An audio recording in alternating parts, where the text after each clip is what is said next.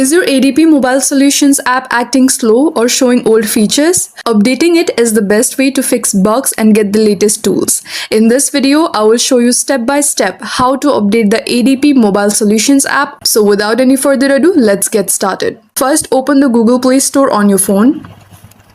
Tap on the search icon at the bottom right. Use the search bar at the top and search ADP Mobile Solutions. Locate the official app and tap on it.